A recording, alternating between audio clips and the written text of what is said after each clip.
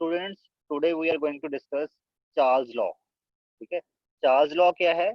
Charles law में हम देखेंगे कि वॉल्यूम और टेम्परेचर का क्या रिलेशन होता है अगर कांस्टेंट प्रेशर रख दिया जाए। मतलब आपने गैस का प्रेशर नहीं चेंज करना। फिर हम देखेंगे कि वॉल्यूम और टेम्परेचर कैसे वेरी करते हैं एक दूसरे में। Okay, Charles law is it is establishing relationship between volume of gas and temperature in degree Kelvin। Temperature को आपने केल्विन में मेजर करना होता है। आपको केमिस्ट्री में जितने भी फॉर्मूला मिलेंगे जिनमें टेम्परेचर यूज हो रहा होगा, उनमें आपने हमेशा टेम्परेचर केल्विन स्केल में पुट करना है, उसकी वैल्यू निकाल के। ठीक है, वॉल्यूम और टेम्परेचर का रिलेशन क्या होता है at constant pressure, that is called as the Charles law. Okay, constant pressure का मतलब होता है आइसोबैरिक कंडीशंस। कांस्टेंट प्रेशर को लिए एक साइंटिफिक नेम भी यूज किया जाता है। जब आप किसी सिस्टम का, मान लो आप किसी सिस्टम को स्टडी कर रहे हो, उसके लिए आपने प्रेशर को कांस्टेंट कर दिया। ओके, तो उस टाइम आप बोलोगे कि ये सिस्टम जो है वो आइसोबैरिक कंडीशन में है।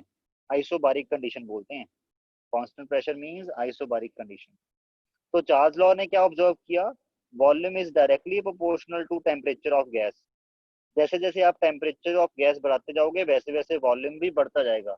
इसकी एक बड़ी अच्छी एग्जांपल है, मान लो आपके पास एक बैलून है, आपने आप नॉर्मल एटमोसफेयर में घूम रहे हो। ठीक है, मतलब ये वाला एटमोसफेयर जिसमें हम रहते हैं। ठीक है, कितना प्रेशर होता है? 1 एटमोसफेयर। प्रेशर तो एटमोसफेयर 1 एटमोसफेयर ही रहेगा। आप बैलून लेके मान लो घूम रहे हो, कभी इधर कभी उधर। ठीक है, क्लियर? तो होगा क्या? अब आप बैलून लेके मान लो किसी ऐसे रीजन में चले जाओ, मान लो आप चलते चलते ऐसे रीजन में चले गए जहाँ पे गर्मी ज्यादा है। यहाँ पे ठंड थी, पर आप किसी ऐसे रीजन में पहुंच गए हो अब जहाँ पे गर्मी ज्यादा है। तो होगा क्या? इस बैलून के अंदर वाली जो गैस है, प्रेशर वही है। ठीक है, बट इस बैलून के वाले जो अंदर वाली गैस है वो एक्सपेंड कर जाएगी। आपको ऑब्जर्व होगा कि टेम्परेचर जैसे ही आप गर्म वाले एटमोसफेयर में गए हो, यहाँ पे मान लो रूम टेम्परेचर 25 डिग्री सेल्सियस था। ठीक है, आप रूम में बैठे हो एसी में, आपने एक बैलून लिया हुआ है। जैसे ही आप गर्मियों में बाहर गए, बाहर टेम्परेचर होता है 45 to 50 डिग्री सेल्सियस। 50 नहीं होता 57 तक, 47 तक। तो होगा क्या?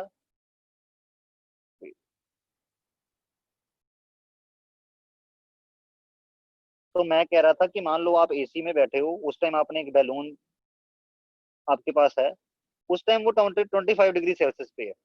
प्रेशर तो 1 एटमोसफेयर ही रहेगा। आपका रूम, आपके रूम का टेम्परेचर प्रेशर भी 1 एटमोसफेयर है, जब बाहर जाओगे तब भी प्रेशर 1 एटमोसफेयर है। तो प्रेशर कांस्टेंट हो गया। आपने बैलून लेके जैसे ही बाहर निकले, आप देखोगे बैलून एक्सपेंड कर जाएगा। हो सकता है कि बैलून का जो एक्सपेंशन है वो नोट ना हो आपको, आपको लगे कि नेग्लिजिबल एक्सपेंड हो, बट वो एक्सपेंड जरूर होता है। तो इसका मतलब क्या है? Volume is directly proportional to temperature. जैसे ही टेम्परेचर 25 से 45 डिग्री सेल्सियस हुआ तो उसका वॉल्यूम एक्सपेंड कर गया। V is directly proportional to T at constant T। This is Charles law। ठीक है, तो यहाँ से कंक्लूजन क्या निकल के आती है? V equal to, sorry, let me change the pen. यहाँ से कंक्लूजन निकल के क्या आती है? V equal to KT। अगर हम इसको, इसका डायरेक्टली प्रोपोर्शनल हटा दें, तो यहाँ से कंक्लूजन क्या निकल के आती है? ये V बाय, अगर T को इधर ला के डिवाइड कर दें तो क्या होगा? T अगर इधर जाके डिवाइड हो जाए, V by T is equal to constant. ठीक है, जो V बाय टी की जो रेशो है वो हमेशा किसी कांस्टेंट के इक्वल होती है एट कांस्टेंट प्रेशर। ये जो कांस्टेंट है ये किसके ऊपर डिपेंड करता है? कि ये डिपेंड करता है प्रेशर के ऊपर। इस कांस्टेंट की वैल्यू क्या होगी? ये प्रेशर के ऊपर डिपेंड करेगी। Depend on pressure and type of gas, कि किस गैस के लिए आप ऐसा, जिसको ऑब्जर्व कर रहे हो उस गैस का नेचर कैसा है। ठीक है, ये के उस पर डिपेंड करता है। तो यहाँ से कंक्लूजन निकल के ये भी आ सकती है। क्या कंक्लूजन निकल के आ सकती है? V1 by T1 equal to V2 by T2, where V1 is the initial volume, जो बैलून का इनिशियल वॉल्यूम था, बैलून वाला एग्जांपल से कोरिलेट कर रहा हूं मैं। T1 is the initial temperature जिसपे वो इनिशियली पड़ा था, जो आपके रूम में, आप रूम में थे ना तब 25 डिग्री सेल्सियस में। ठीक, जब आप बाहर गए, V2 will be it's final volume, उसका वॉल्यूम अब एक्सपैंड होने के बाद क्या हो गया उसके अंदर वाली गैस का। And T2 is the temperature. कौन सा टेम्परेचर? Final temperature. जिस टेम्परेचर पे वो बैलून आ गया, जो कि बाहर वाला टेम्परेचर था, तो 45 degree Celsius. Okay clear. Constant pressure पे आपके पास इनिशियल वॉल्यूम बाय टेम्परेचर की जो रेशो होती है वही ratio final volume by volume और टेम्परेचर की होती है। ठीक है, V1/T1 equal to V2/T2। Okay, अगर आप इसका ग्राफ ड्रॉ करो वॉल्यूम वर्सेस टी का एट कांस्टेंट प्रेशर, यहाँ पे साथ में लिख देना है आपने एट कांस्टेंट प्रेशर, तो आप ऑब्जर्व करोगे अगर इसको मैं कंपेयर करूं, जैसे स्ट्रेट लाइंस पढ़ते होगे आप 10th में, ठीक, अगर मैं इसको कंपेयर कर दूं y equal to M X plus C, इस इक्वेशन को अगर कंपेयर करूं इसके साथ, तो क्या निकल के आ रही है बात कि y एक्सिस पे अगर मैं वॉल्यूम ले लूं और x एक्सिस पे अगर मैं टेम्परेचर ले लूं, तो जो स्लोप है वो कितनी होगी k के बराबर, और इंटरसेप्ट कितना है 0। तो मतलब वॉल्यूम वर्सेस टेम्परेचर का ग्राफ ड्रॉ करने पे जो आपके पास ग्राफ आएगा that will be a straight line. ठीक है, इसकी जो स्लोप है, इस लाइन की जो स्लोप है वो के इक्वल होगी, कांस्टेंट के इक्वल। ओके, और इंटरसेप्ट 0 क्यों है, क्योंकि यहाँ पे कोई फैक्टर है ही नहीं। ऐसे होती है ना स्ट्रेट लाइन की इक्वेशन, अगर आपको याद भूल गई है तो एक बार मैं दोबारा आपको रिकॉल करवा देता हूँ। अगर स्ट्रेट लाइन की equation y equal to M X plus C हो, इसका मतलब क्या होता है कि y एक्सिस और x एक्सिस में जब आप ग्राफ ड्रॉ करोगे, ये स्ट्रेट लाइन इक्वेशन है। Okay, this is straight line equation. तो y एक्सिस और x एक्सिस के बीच में जो ग्राफ ड्रॉ होगा, इस लाइन का वो कैसा होगा, that will be a straight line. इस लाइन की जो स्लोप होगी that will be equal to m, और जो इंटरसेप्ट होगा, इंटरसेप्ट किसको बोलते हैं, जैसे अगर मान लो ये यहां से शुरू हो जाए लाइन, तो this will be the intercept c, और इसकी स्लोप, इस लाइन की जो स्लोप है, ठीक है, स्लोप का मतलब क्या होता है, ये थीटा, इस थीटा का tan लेना, tan theta is called as slope. Okay, तो slope will be equal to this. Okay, तो ये जनरल इक्वेशन है, मैंने ये 10th वाला ही थोड़ा सा रिकॉल किया है। ओके, तो आपको वॉल्यूम वर्सेस टेम्परेचर का ग्राफ जो है वो ऐसे स्ट्रेट लाइन देखने को मिलेगा, जो ओरिजिन से शुरू हो रही होगी स्ट्रेट लाइन, और उस स्ट्रेट लाइन की स्लोप जो है वो के इक्वल होगी। आपको ये वाला कांस्टेंट पता लग जाएगा। ओके, और ये वाला दिखाया हुआ है अरेंजमेंट, जैसे इसके अंदर जो एयर है, जैसे जैसे उस एयर को गर्म करते जाओगे, ये वाला पिस्टन ऊपर को, क्योंकि आपके अंदर वाली गैस, ये वाली जो अंदर वाली गैस है, ये एक्सपेंड होगी, पिस्टन ऊपर को जाएगा, जिसकी वजह से यहाँ पे वॉल्यूम, ये वॉल्यूम मेजर करने के लिए ये वाला भी ऊपर को जाएगा, जिसकी वजह से रीडिंग में फर्क आएगा, तो आपको पता लग जाएगा कि वॉल्यूम कितना हो गया है। पहले कितना था, लेट अस से पहले यहाँ पे मार्किंग थी, पहले वॉल्यूम था V1, अब यहाँ पे मार्किंग है, लेट अस से इट इज V2, और टेम्परेचर मान लो पहले था T1, और अब आपका पास टेम्परेचर हो गया T2। ठीक है, तो V2/T2 comes out to be V1/T1। Okay, तो this is the Charles law. Charles law को कैसे याद कर सकते हो कि चार्ज लॉ टेम्परेचर और वॉल्यूम का रिलेशन बताता है एट कांस्टेंट प्रेशर। ठीक है, उसके लिए मैंने स्पेलिंग बना रखी है CTV। जी टीवी सुना है ना, जी टीवी न्यूज चैनल है। ओके, पता नहीं न्यूज चैनल है कि दूसरा वो प्रोग्राम वगैरह आते हैं इसके ऊपर। ठीक, जी टीवी वैसे ही है CTV, मतलब चार्ज लॉ टेम्परेचर और वॉल्यूम का रिलेशन बताता है। क्लियर, आपको दिमाग से निकलेगा नहीं कि चार्ज लॉ जो है वो टेम्परेचर और वॉल्यूम का रिलेशन एस्टेब्लिश करने वाला लॉ है। ओके, नेक्स्ट अब इसका करते हैं एक न्यूमेरिकल। ठीक, आपके पास न्यूमेरिकल है, सिचुएशन है, ये वैसे रियल लाइफ सिचुएशन है। On a ship sailing in Pacific Ocean, एक पैसिफिक ओशन में शिप सेल कर रही है, where temperature is 23.4 degree Celsius, वहां टेम्परेचर कितना है 23.4 degree Celsius. A balloon is filled with 2 litre air, ये बैलून भरा हुआ है, इसके अंदर कितनी एयर है, 2 लीटर एयर भरी हमने उस टाइम, तो मतलब उस टाइम इसका वॉल्यूम भी 2 लीटर ही होगा। Okay, what will be the volume of the balloon when the ship reaches Indian Ocean where the temperature is 28.1 degree Celsius. जब ये शिप चलते चलते चलते चलते इंडियन ओशन में आ जाएगी, इंडियन ओशन जो है, इंडियन ओशन में टेम्परेचर ज्यादा है, कितना है 28.1 डिग्री सेल्सियस। तो उस टाइम ये जो बैलून है ऑब्वियस एक्सपेंड होगा, टेम्परेचर बढ़ा है तो एक्सपेंशन होनी है, we know that V is directly proportional to T। कितना वॉल्यूम होगा उसको निकालना है, that you have to find. ठीक है, तो आपको क्या लगेगा, चार्ज लॉ लगेगा। टेम्परेचर बट जो है वो डिग्री सेल्सियस में नहीं रखना, दिमाग में बिठा लो हर फॉर्मूला जो भी केमिस्ट्री में आपको दिखेगा जिसमें टेम्परेचर आ रहा है, आपको टेम्परेचर केल्विन में ही पुट करना है। एक्सेप्शन अगर होगी तो कहीं बता दी जाएगी, बट मोस्टली 99% फॉर्मूला में टेम्परेचर केल्विन में ही पुट करना होता है। तो टेम्परेचर आपका कितना है 23.4 डिग्री सेल्सियस पैसिफिक ओशन का। इसको आपने केल्विन में कन्वर्ट कर लिया, यू नो दैट 273 ऐड करना पड़ता है। जो भी टेम्परेचर डिग्री सेल्सियस में हो उसमें 273.15 ऐड करना पड़ता है in order to convert that temperature into kelvin. वो बात अलग है, ये 0.15 हम नेग्लेक्ट कर देते हैं। तो इसमें ये ऐड हो गया आपका, ये टेम्परेचर है पैसिफिक ओशन का, और ये टेम्परेचर है इंडियन ओशन का 28.1 डिग्री सेल्सियस। पैसिफिक ओशन में वॉल्यूम ऑफ बैलून कितना है 2 लीटर, जिसको हम इनिशियल वॉल्यूम बोल रहे हैं, और इनिशियल टेम्परेचर कितना है 296.4 केल्विन। अब इंडियन ओशन में वॉल्यूम फाइनल कितना होगा ये आपने फाइंड आउट करना है। टेम्परेचर कितना है 299.1 kelvin. Okay, V I by T I equal to V F by T F, यही पढ़ा है हमने। This is the Charles law, Charles law यही कहता है। ठीक है, अब आप बोलोगे कि आपको कैसे पता लगा चार्ल्स लॉ लगाना है। चार्ल्स लॉ तो कांस्टेंट प्रेशर कंडीशन पे लगता है, जब आइसोबारिक कंडीशन होता है वो लगता है। तो आइसोबारिक ही है वो, जो आपके पास बोट है, बोट रही तो अर्थ पे ही ना, जो अर्थ है उसका टेम्परेचर एटमोस्फेरिक प्रेशर कितना है 1 एटमोस्फेयर एट ग्राउंड लेवल या एट सी लेवल।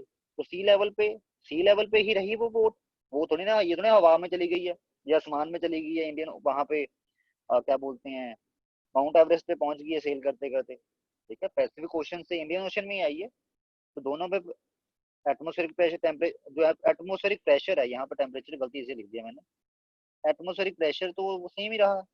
Okay, clear. तो आप बस वी आई की वैल्यू पुट कर दी 2 लीटर, टी आई की वैल्यू पुट कर दी केल्विन में, वी एफ की वैल्यू निकालनी है, टी एफ की वैल्यू ये रही। तो वी एफ की वैल्यू कितनी आ गई 2.018 लीटर। हो सकता है ये चेंज आप ऑब्जर्व ना कर पाओ अगर आप इस शिप पे मौजूद हो, ठीक, बट इस वॉल्यूम, इस गुब्बारे का जो वॉल्यूम है वो एक्सपेंड हुआ है। Okay, clear, that's it. Okay, that's it with the Charles law. एक ही न्यूमेरिकल है, आपको मैं और न्यूमेरिकल प्रोवाइड करूंगा अभी और। ठीक है, I will send you an assignment. Okay, but before that अब नेक्स्ट लॉ भी कर लेते हैं, दैट इज गैल-यूसेक्स लॉ। इसको हैमिल्टन्स लॉ भी कहते हैं। इसमें क्या होता है, इसमें हम प्रेशर और टेम्परेचर का रिलेशन देखते हैं, जो कि आपको भी दिख ही गया होगा, pressure is directly proportional to temperature. Okay, at constant volume. इसमें वॉल्यूम वाला फैक्टर कांस्टेंट रखना है, क्योंकि आप नहीं चाहते कि गैस गैस के ऊपर कोई वॉल्यूम का इफेक्ट आए। तो at constant volume pressure is directly proportional to the temperature. ये किसने ऑब्जर्व किया था, ये गैल-यूसेक्स लॉ में ऑब्जर्व किया गया है। ओके, कि प्रेशर जो है डायरेक्टली प्रोपोर्शनल टू टेम्परेचर, मतलब जैसे जैसे आप मान लो आपने क्या किया, आपने गैस को एक कंटेनर में बंद कर दिया। ठीक है, कंटेन उसका वॉल्यूम कितना हो जाएगा कंटेनर जितना, क्योंकि गैस का वॉल्यूम उसी कंटेनर जितना हो जाता है जिस कंटेनर में वो पड़ी हो। और आपने इस कंटेनर को गर्म करना शुरू कर दिया, आपने हीट करना शुरू कर दिया। तो गैस क्या क्या क्या होगा, गैस का मॉलिक्यूल ज्यादा रैंडमली चलने शुरू हो जाएंगे, वो ज्यादा जोर जोर से टकराएंगे यहाँ पे दीवार पे, मतलब प्रेशर बढ़ जाएगा। क्योंकि प्रेशर क्या होता है, फोर्स बाय एरिया। एरिया तो चलो सेम ही रहा, बट फोर्स बढ़ गई ना। आपका जो मॉलिक्यूल है वो जोर से टकरा, ज्यादा जोर से टकरा रहा है दीवार के साथ, तो प्रेशर बढ़ाने पे, सॉरी, टेम्परेचर बढ़ाने पे प्रेशर बढ़ता है। ठीक है, ये हम डे टू डे लाइफ में ऑब्जर्व भी करते हैं, बट इसको लॉ की शेप जो है वो गैल-यूसेक्स ने दी है। Okay, clear. तो pressure is directly proportional to temperature. इसको भी अगर आप थोड़ा सा और मॉडिफाई करो, pressure is equal to K into T. Okay, तो यहाँ से क्या निकल के आता है, P by T is equal to K. Okay, where K is the constant and it depend upon, ये depend किसके ऊपर करेगा, टाइप ऑफ गैस के ऊपर, एंड आपके पास क्या कांस्टेंट रखा है आपने, वॉल्यूम, और ये वॉल्यूम पे डिपेंड करेगा ये वाला कांस्टेंट। ओके, तो P by T equal to constant. तो इसका एक और कंक्लूजन निकल सकता है, initial pressure by final pressure, initial pressure by final, यहाँ पे टेम्परेचर होना चाहिए था, ये वी आई कहाँ से लिख दिया मैंने, रुको इसको भी ठीक करने दो। P I by T I is equal to P F by T F. Okay, at constant volume. This is the second form of Gay-Lussac's law. Initial pressure by initial temperature is equal to final pressure by final temperature. Okay, clear? So this is called as the Gay-Lussac's law. इसका भी एक numerical है आपके पास. A steel tank containing air at 15 atmosphere. आपके पास एक steel tank है, बंद है स्टील टैंक, ठीक है. इसमें जो आपके पास एयर है वो 15 एटमोस्फेयर पे है. ओके, एट 15 डिग्री सेल्सियस, जब टेम्परेचर 15 डिग्री सेल्सियस है उस टाइम इस गैस का जो प्रेशर है वो कितना है, 15 atmosphere. Is provided with a safety valve. इसमें यहाँ पे एक सेफ्टी वाल्व लगा हुआ है. That will yield at a pressure of 30 atmosphere. मतलब ये वाल्व जो है, ये वाल्व खुल जाएगा या टूट जाएगा अगर टेम्परेचर, अगर आपका प्रेशर 30 एटमोस्फेयर हो गया. Okay, to what minimum temperature must be air be heated to blow the valve. इस वाल्व को अगर सच में आपने मान लो खराब करना है या उड़ाना है, ब्लो का मतलब होता है उड़ा देना, खराब मतलब कहते हैं ना उड़ गया, वाल्व उड़ गया, ठीक है. अगर इस वाल्व को उड़ाना है तो इसकी अंदर वाली जो आपके पास गैस है उसको कितने टेम्परेचर पे हीट करें कि वो ऐसा हो जाए. क्योंकि हीट करोगे तो धीरे धीरे टेम्परेचर बढ़ेगा. जैसे ही नॉट टेम्परेचर बढ़ेगा, जैसे ही टेम्परेचर बढ़ेगा तो प्रेशर बढ़ेगा, because pressure is directly proportional to temperature. तो प्रेशर बढ़ते बढ़ते जैसे ही प्रेशर 30 एटमोस्फेयर हुआ, जो कि वाल्व का लिमिट प्रेशर है, 30 एटमोस्फेयर वाल्व का लिमिट प्रेशर है ना, लिखा हुआ है, वैसे ही उस टेम्परेचर पे क्या होगा, जो वाल्व है वो ब्लो हो जाएगा. ओके, बस आपने ये टेम्परेचर देखना है कि किस टेम्परेचर पे प्रेशर 30 एटमोस्फेयर होगा, क्योंकि उसी टेम्परेचर के ऊपर जो सेफ्टी वाल्व है वो ब्लो अप हो जाएगा. ओके, तो इनिशियल प्रेशर कितना है, 15 एटमोस्फेयर. इनिशियल टेम्परेचर कितना है, 15 डिग्री सेल्सियस. वही बात रिपीट करूंगा, टेम्परेचर को केल्विन में कन्वर्ट कर लो, कर लिया.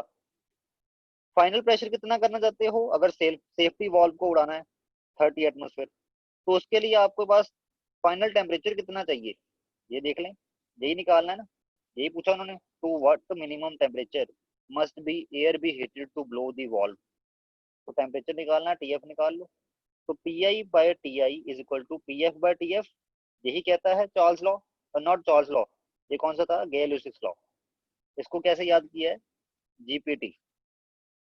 ओके, पीटी तो सुना ही होगा आपने, उसको बस जी लगा दो. ओके, गंदा पीटी, जीपीटी. ओके, तो P I by T I equal to P F by T F. बस इसमें पी आई की वैल्यू पुट कर दो, टी आई की वैल्यू पुट कर दो, पी एफ की वैल्यू आपको पता है, टी एफ की वैल्यू निकाल लो. तो टी एफ की वैल्यू क्या आ गई आपके पास, 576 केल्विन सॉल्व करने के बाद. और अगर इसको डिग्री सेल्सियस में बताना है तो 303 डिग्री सेल्सियस.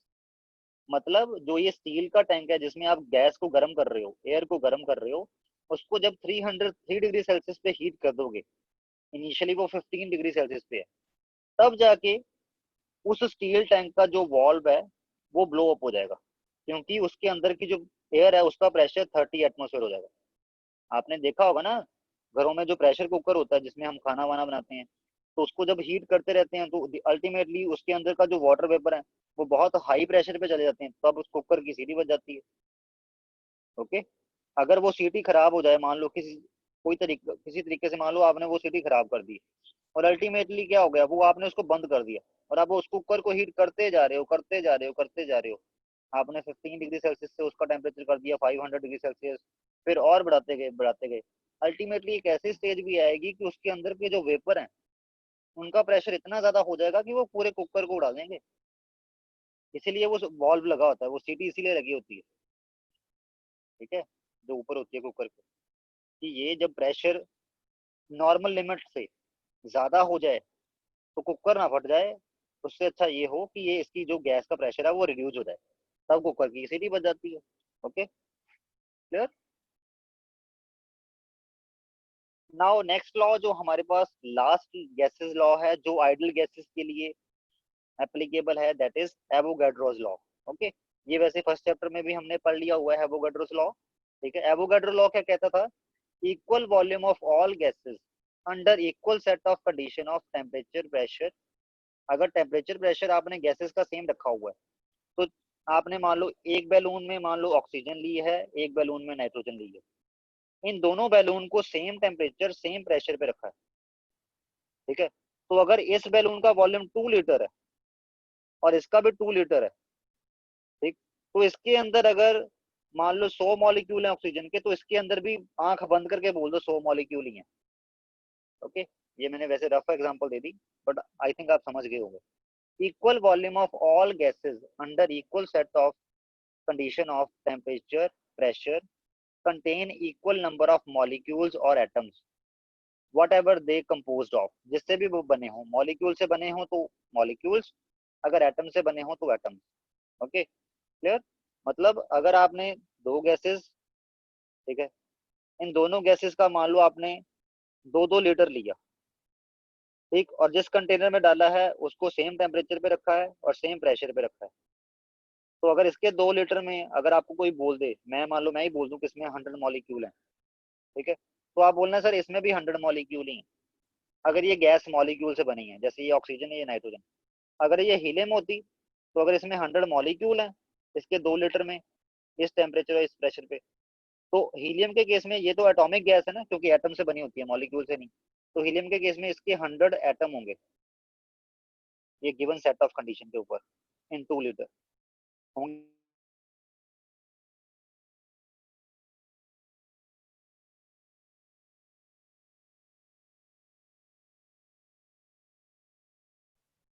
सर आपकी आवाज आनी बंद हो गई। सर आवाज गई।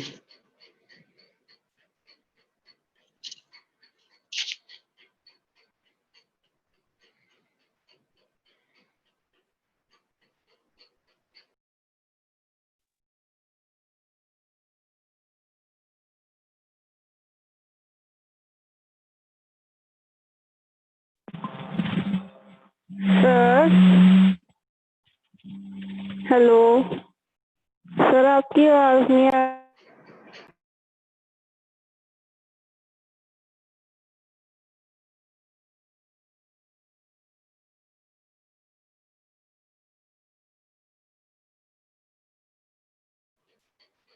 सर दा नेट लैग कर गया फिर तो।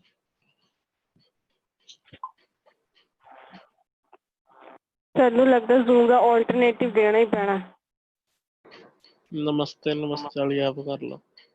नहीं वो नहीं, वैबएक्स पर वो ना नेट बहुत खांदा है। एक जिदा हुन एक ना घंटे की वीडियो 300 MB ले लेंदा। डिस्कॉर्ड कर लो, डिस्कॉर्ड तू गेमिंग करनी है डिस्कॉर्ड कर लो जो। गूगल मीट सही है वो पता करके नहीं चलाई नहीं कदे। नहीं ठीक ही है, एडी वधिया नहीं है। एक होर ऐप हैगी है ਉਹ ਮੇਰੇ ਬ੍ਰਦਰ ਦੇ ਉਹ ਹੈਗੀ ਨਾ, ਤੇ ਸਕੂਲ ਵਿੱਚ ਨਾ ਟੀਚਰ ਨੇ ਮਿਊਟ ਕਰ ਦਿੰਦੇ ਵਿੱਚ। सच्ची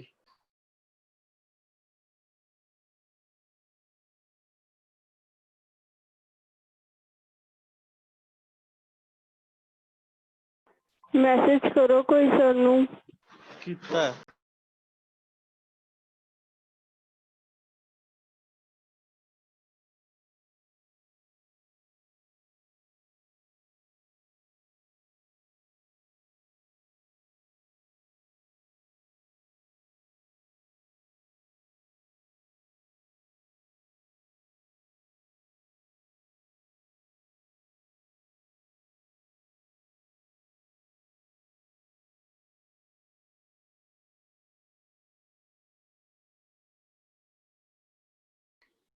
लग रहा उधर बत्ती चल गई।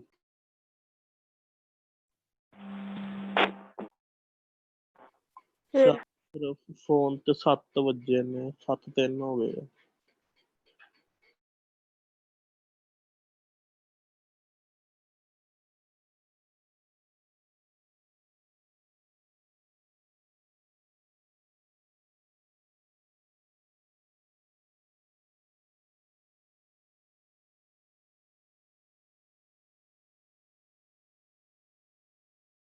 तो सॉरी स्टूडेंट्स, बीच में से वॉइस लैग हो गया था, इसलिए दोबारा इसको रिपीट कर रहा हूँ। एवोगाड्रो लॉ क्या होता है कि अगर आप सेम सेट ऑफ टेम्परेचर और प्रेशर की कंडीशंस पे, ठीक है, मान लो चलो एक बार इसको पढ़ ही लेते हैं। Equal volume of all gases under equal set of condition of temperature and pressure contain equal number of molecules और atoms whatever they composed of. Okay, क्या मतलब बना इसका, हालांकि फर्स्ट चैप्टर में पढ़ा हुआ है। देखो, मान लो आपने 2 लीटर लिया ऑक्सीजन और 2 लीटर लिया आपने नाइट्रोजन, दोनों गैसेस हैं, और 2 लीटर ही लिया आपने हीलियम, तीनों गैसेस हैं ये, ठीक है, क्लियर।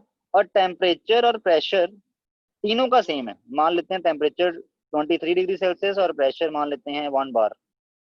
इन तीनों बॉक्सेस को या तीनों बैलून्स को, हालांकि बॉक्स है तो बॉक्स ही बोलेंगे अब, तीनों बॉक्सेस को आपने इस टेम्परेचर और इस प्रेशर पे रखा है, और तीनों में 2 लीटर, इसमें ली है 2 लीटर हीलियम, इसमें ली है 2 लीटर ऑक्सीजन, इसमें ली है 2 लीटर नाइट्रोजन।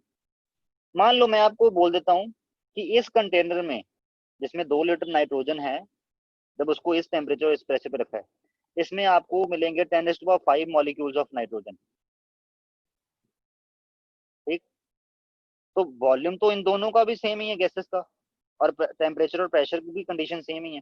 तो आप आंख मूंद करके बोल दो कि 2 लीटर ऑफ ऑक्सीजन में भी 10⁵ मॉलिक्यूल होंगे ऑक्सीजन के, और यहाँ पे हीलियम है और helium is made up of atoms, तो 2 लीटर ऑफ हीलियम में भी 10⁵ एटम्स होंगे हीलियम के। Equal volume of gases under same set of condition of temperature and pressure contain equal number of molecules and atoms। Okay, clear. ये था आपका Avogadro law. और इसको अगर थोड़ा सा और फर्दर ड्राइव करें और हम उस डेरिवेशन में नहीं जाएंगे, तो यहाँ से कंक्लूजन क्या निकल के आती है, volume is directly proportional to number of moles of gas. जितनी ज्यादा गैस लोगे ऑब्वियस है उसका वॉल्यूम भी ज्यादा होगा, ऐसे ही होगा ना, जितनी ज्यादा गैस होगी, ठीक है, गैस की अमाउंट बढ़ाते जाओगे। मान लो आपने टेम्परेचर और प्रेशर को फिक्स कर लिया हुआ है, आप इसमें गैस भरते जाओगे तो क्या होगा, वॉल्यूम बढ़ता जाएगा बढ़ता जाएगा। एक बैलून है, आपने क्या किया, उसमें amount of number of moles of gas ज्यादा भरते जा रहे हो, तो होगा क्या, ये बैलून एक्सपेंड करता जाएगा, क्योंकि आप टेम्परेचर और प्रेशर को एक्सपेंड करने नहीं दे रहे। तो it means V is directly proportional to N। This is Avogadro law. Okay, आपके पास कुछ एक कंडीशंस हैं जो आपको सुनने को मिलेंगी, ठीक है, ये आपको शॉर्ट, आपको इनका पता होना चाहिए। एक होती है SATP, एक होती है STP, एक होती है NTP। ये जनरली यूज होती है न्यूमेरिकल्स में। SATP का मतलब है standard ambient temperature and pressure. इस कंडीशन में टेम्परेचर कितना होता है 298.15 केल्विन, और प्रेशर कितना होता है 1 बार, ठीक है। STP का मतलब क्या होता है, टेम्परेचर जब 273.15 केल्विन और प्रेशर 1 एटमॉस्फेयर, उस कंडीशन को बोलते हैं STP। हालांकि आजकल अगर टेम्परेचर 273.15 केल्विन और प्रेशर 1 बार भी हो तो भी उसको STP ही बोलते हैं। तो अगर आपको किसी न्यूमेरिकल में प्रेशर 1 बार लिखा आ जाए STP पे, ठीक है, 1 एटमॉस्फेयर की जगह, तो इट मींस वो दोनों ही ठीक है, 1 एटमॉस्फेयर चला दोगे तो भी ठीक है, 1 बार चला दोगे तो भी ठीक है। मतलब ये आजकल की टर्मिनोलॉजी के अकॉर्डिंग प्रेशर 1 बार होना चाहिए। Okay, clear. But most of the numerical में 1 एटमॉस्फेयर और 1 बार सेम सेम ही यूज कर लेते हैं, क्योंकि 1 एटमॉस्फेयर इज इक्वल टू 1.01325 बार, कोई ज्यादा फर्क है भी नहीं, अप्रोक्सीमेटली इक्वल ही है। ओके, और एक टर्मिनोलॉजी आती है NTP, normal temperature and pressure. जब टेम्परेचर 20 डिग्री सेल्सियस मतलब 293.15 केल्विन और प्रेशर 1 एटमॉस्फेयर हो, उस टाइम उन कंडीशंस को क्या बोलते हो आप, NTP, normal temperature and pressure. Okay, और SATP पे अगर आप किसी भी गैस का 1 मोल लोगे, जिसको हम मोलर वॉल्यूम बोलते हैं, वो कितना वॉल्यूम होगा, उस गैस का वॉल्यूम कितना होगा तब, 24.789 लीटर। और STP पे अगर आप किसी गैस का 1 मोल लेते हो तो कितना वॉल्यूम होता है, 22.7 लीटर। ओके, आप बोलोगे नहीं नहीं सर हमने तो 22.4 लीटर बोला था, आपने बोला था मोल कंसेप्ट में। वो प्रेशर 1 एटमॉस्फेयर लेने पे 22.4 लीटर होता है। अब यहाँ पे STP की डेफिनेशन चेंज कर दी है ना, 1 बार, ये भी लेटेस्ट ही चेंज हुई है, ठीक है। तो 1 बार अगर प्रेशर हो तो उस टाइम 1 मोल का वॉल्यूम कितना होता है, 22.7 लीटर। किसी भी गैस के 1 मोल का वॉल्यूम विल बी 22.7 लीटर, चाहे वो 1 मोल ऑक्सीजन की बात कर रहे हो आप, चाहे वो 1 मोल नाइट्रोजन की बात कर रहे हो आप।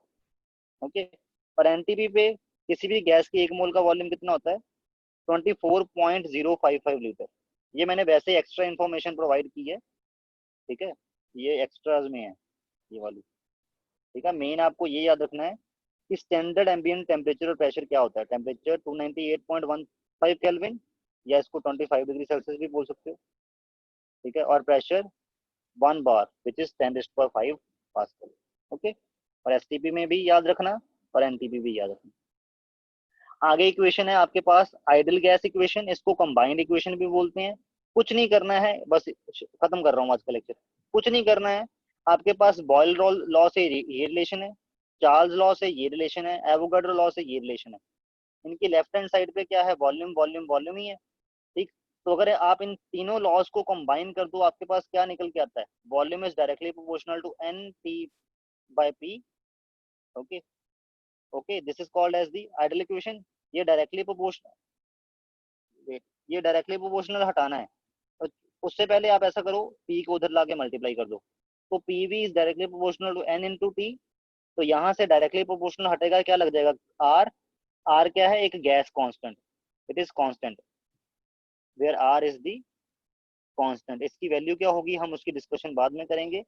ओके, आर आपका कांस्टेंट है जिसको हम गैस कांस्टेंट बोलते हैं।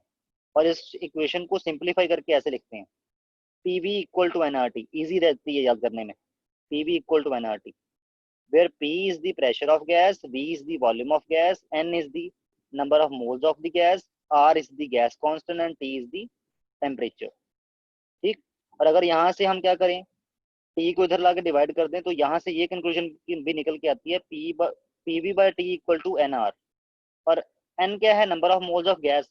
अगर आप किसी क्लोज कंटेनर में स्टडी करवा रहे हो तो नंबर ऑफ मोल्स तो चेंज होने नहीं वाले गैस के, ओके, तो नंबर ऑफ मोल्स फिक्स होते हैं, आर वैसे ही कांस्टेंट है। तो it means P V by T, it is a constant. Okay, clear? So इसको आप ऐसे भी लिख सकते हो, P1 V1 by T1 equal to P2 V2 by T2। Okay, where P1 is the initial pressure, V1 is the initial volume, T1 is the initial temperature, T2 is the final pressure, V2 is the final volume, T2 is the final temperature। Okay, अगर आप gas की conditions change कर रहे हो, ठीक। तो ये भी क्या कहलाती है? This is also called as the ideal gas equation. ये भी आइडल गैस इक्वेशन है। आइडल गैस इक्वेशन की दूसरी फॉर्म ये है, ये वाली, ठीक है। इससे आप एक और फॉर्म बना सकते हो, पीवी इक्वल टू एनआरटी से एक और फॉर्म ऑफ इक्वेशन बना सकते हो। वो क्या है? जैसे आपने क्या किया, इसको थोड़ा सा और अभी सॉल्व करेंगे हम। पीवी इक्वल टू एनआरटी है ना, एन क्या होता है? Number of moles. Number of moles कैसे निकलते हैं? Weight of substance by molar weight. हालांकि इसमें गैस की बात कर रहे हैं, तो wait of gas divided by molar weight of gas. Okay, तो यहाँ से आपने क्या किया? मोलर वेट को उधर ले गए, वॉल्यूम को इधर लाके डिवाइड करवा दिया। वेट डिवाइडेड बाय वॉल्यूम, ये क्या होता है? ये डेंसिटी को रिप्रेजेंट करता है। किसी कंटेनर में गैस का वेट कितना है डिवाइडेड बाय उसका उस कंटेनर का वॉल्यूम, वो क्या बताएगा? इस कंटेनर में जो गैस है उसकी डेंसिटी कितनी है। हालांकि वो चेंज हो जाएगी अगर आप वॉल्यूम ऑफ कंटेनर चेंज कर दोगे, बट वॉल्यूम तो फिक्स रखा है ना अभी, ठीक। तो वेट ऑफ गैस, यहाँ सॉरी यहाँ पे है, wait of gas divided by volume of gas, this is representing density of gas. तो यहाँ से आपके पास एक और रिलेशन क्या बन गया? Molar weight of gas is equal to D R T by P, where D is the density of gas in container. Okay, clear? और मैंने बोला ना आर इज द कांस्टेंट, तो आर के यूनिट्स क्या बनेंगे पहले ये देखें। पीवी इक्वल टू एनआरटी, ये इक्वेशन है। आर के यूनिट्स के आर, अगर आर एक साइड में रख के बाकी उधर ले जाएं, क्या बनेगा? P V by N T. P क्या है? प्रेशर, यूनिट क्या होते हैं? एटमोस्फेयर। वी क्या है? वॉल्यूम, वॉल्यूम के यूनिट क्या होते हैं? लीटर। एन क्या है? नंबर ऑफ मोल्स, यूनिट क्या होते हैं? मोल।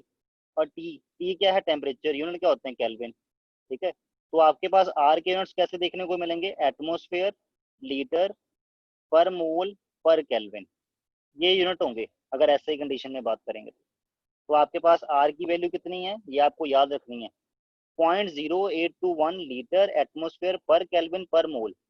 ओके, और 1 लीटर को ही डेसीमीटर क्यूब बोलते हैं, 1 डेसीमीटर क्यूब, तो लीटर की बजाय आप डेसीमीटर क्यूब भी लिख सकते हो। और भी यूनिट्स हैं, अगर आप इन यूनिट्स को कन्वर्ट करते हो, जैसे मान लो सीजीएस सिस्टम में जाते हो, ठीक है, तो उसके अकॉर्डिंग जो आर की वैल्यू है वो चेंज होती जाएगी।